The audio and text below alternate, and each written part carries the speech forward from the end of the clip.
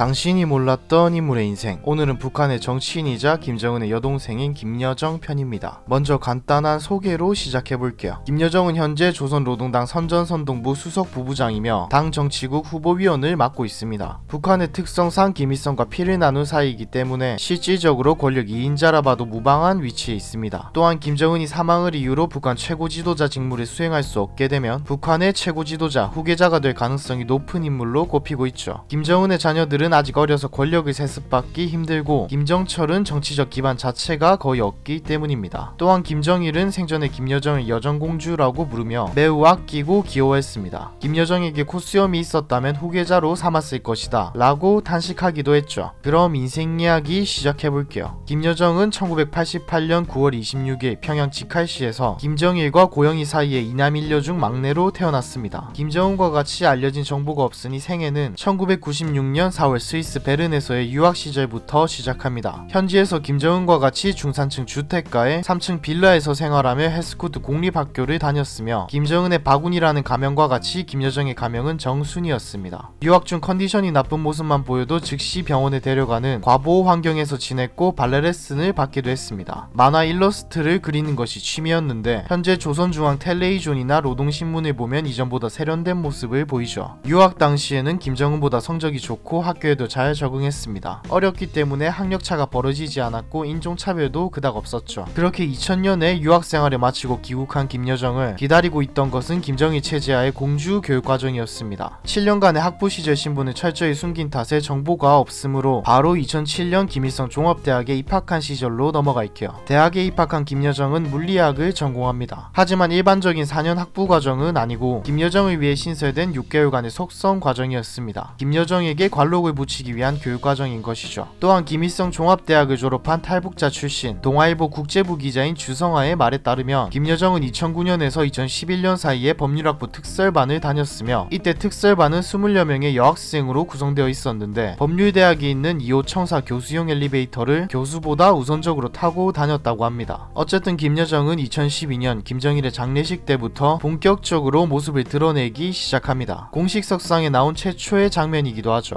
김정은을 대신해 현지 지도를 나서기도 했으며 릉라인민유원지 준공식 행사에서 김정은이 경례를 하는 사진 뒤에 김여정이 찍히기도 했습니다. 2012년 11월 9일에는 김정은, 김경희와 함께 북한군 기병대를 방문해 말을 타고 달리는 모습이 북한 방송에서 방영되며 상당한 권력을 갖고 있다는 점이 보였죠. 이후 김여정은 국방위원회 행사과장에 취임하게 되는데 행사과는 김정은의 현지 시찰과 행사 등의 모든 일정을 밀착 관리하는 부서입니다. 김여정은 행사과장으로서의 일뿐만 아니라 김정은의 헤어스타일부터 안경 프레임까지 코디네이트를 했습니다. 고로 김정은의 올백 사다리꼴 머리는 김여정의 작품이라 볼 수 있죠. 2014년 3월 9일 북한 제13기 최고인민회 대의원 선거에 김정은의 수행자로 나서면서 공식 석상에 제대로 모습을 드러냈습니다. 특히 당시 김정은의 최측근이었던 최룡해, 김경옥, 황병서와 동행하며 정치적 위상을 보여줬죠. 또한 2014년 9월에 있었던 모란봉악단의 신작음악회 공연을 북한 매체에서 공개했는데 김여정의 이름을 앞부분에 호명하기도 했습니다. 여담으로 공연 내용을 보면 서양음악에 맞춰 미키와 미니를 연상시키는 의상이 등장하는데 디즈니를 흉내내는 것을 보아 유학시절 두 남매의 추억에서 고안된 것으로 보입니다. 이어 2014년 10월에는 김정은의 잠적으로 건강 이상설이 제기되었고 김여정이 중요한 보고를 처리하면서 사실상 북한을 지휘하고 있는 게 아닌가 하는 주장도 나왔었죠. 하지만 2014년 11월에 김정은이 수산물 공장을 시찰하는 보도에서 호명 순서가 다시 뒤로 밀리며 서해도 뒤로 밀려났다는 추측이 나왔습니다. 이 시기에 김여정의 공식 직책인 조선노동당 선전선동부 부부장으로 확인됐죠. 김여정의 등장 이후 그동안 찬양으로만 도배됐던 북한TV가 사건 사고나 미흡한 성과, 계획 실패 등을 인정하는 자아 비판형 보도를 하기 시작했습니다. 2015년 1월에는 최룡해, 차남 최선과 결혼했다는 설이 있었고 리수용 외무상 조카와 결혼했다는 설도 있었습니다. 2016년 1월 노동신문에 보도된 사진에서 김여정이 왼손 약지에 반지를 끼고 있는 모습이 포착되기도 했죠. 그러나 최근 결혼설은 모두 오보라고 밝혀졌습니다. 이후 2017년 1월 11일 미국 국무부는 미국 의회에 제출한 대북인권 2차 보고서에서 김여정을 북한의 언론 검열과 주민 세뇌 공작의 총책으로서 김정은과 같은 인권 범죄자로 지목했습니다. 2018년 김여정은 방남을 하기 시작합니다. 2월 7일 북한이 평창 동계올림픽 개막식 참석에 본회 대표단에 김여정을 포함시켰고 김일성이 한국전쟁 중 남한 지역 일부를 직접 시찰한 이후로 처음으로 김씨가 사람으로 서울 청와대에 들어오게 되죠. 그렇게 개막식에 참석한 후 문재인 대통령과 접견하게 되는데 여기서 김여정은 김정은의 친서를 전달합니다. 이 친서는 문재인 대통령만 열람했습니다. 또한 김여정은 방북 요청까지 했으며 이에 문재인 대통령은 조건부 수락을 했고 3월 5일 정의용 청와대 국가안보실장 성 국정원장과 함께 방북을 합니다. 여기서 김여정은 배가 좀 나온 모습이 보이며 임신설이 나왔죠. 하지만 남북 정상회담 만찬장에서 술을 마시는 모습이 포착되며 임신설은 잠잠해졌습니다. 그냥 살이 찐 걸로. 어쨌든 4월 27일에 있었던 제2차 남북 정상회담에서 김정은을 밀착 수행하는 모습을 보였습니다. 화동들이 김정은에게 전달한 꽃을 김정은한테 건네받기도 했고 김정은에게 볼펜이나 장갑을 건네주는 비서실장 같은 활동을 했습니다. 또한 비공개 회담에서 김정은의 바로 옆자리에 배석되며 확실한 정권 내 2인자의 모습을 보여줬죠. 제2차 북미 정상회담에도 김정은과 함께 싱가포르를 방문했습니다. 나이와 경력 때문인지 북미 회담 자체에 참석하지는 않고 간접적으로 수행하는 역할을 맡았죠. 제3차 남북 정상회담에서는 행사장을 진두지휘하는 모습을 보여주고 2019년 6월 4일에는 조선중앙통신사를 통해 이설주의 바로 옆에 앉은 김여정의 모습이 공개되며 정치적 위상이 높아진 모습을 보여주었습니다. 언론에서는 도널드 트럼프의 딸이자 백악관 선임 고문인 이방카 트럼프에 비견하기도 했죠. 외모로도 많이 비견되었는데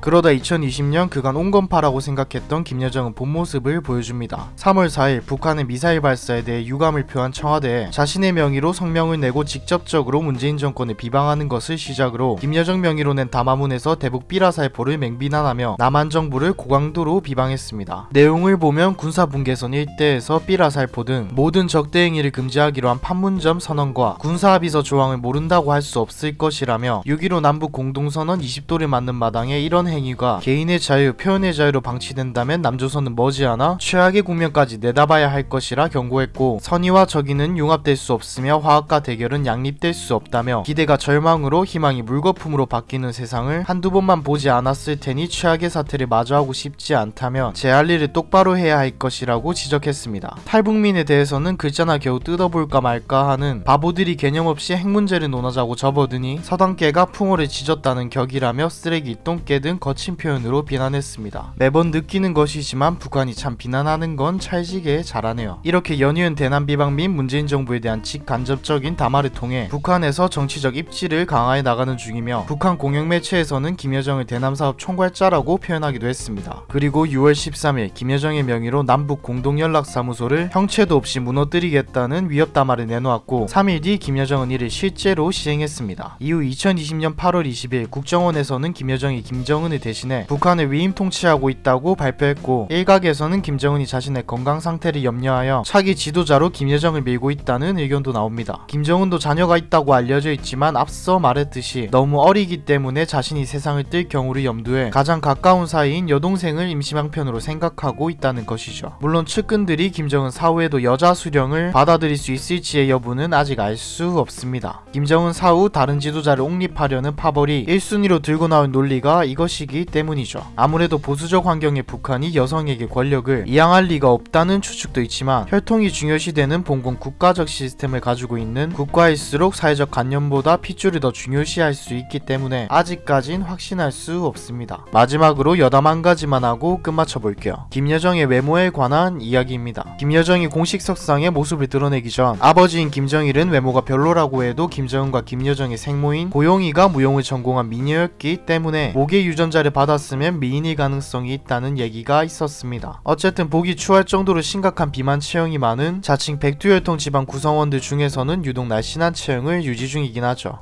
외모는 저는 잘 모르겠네요. 서양에서는 광대뼈나 사각턱이 드러나는 동양 미인을 개성으로 높게 쳐주는 경향이 있다 보니 귀엽다는 반응이 나오곤 했습니다. 김여정의 인생, 오늘의 영상은 여기까지입니다. 김정일과 김일성 이야기도 곧 제작되니 조금만 기다려주세요.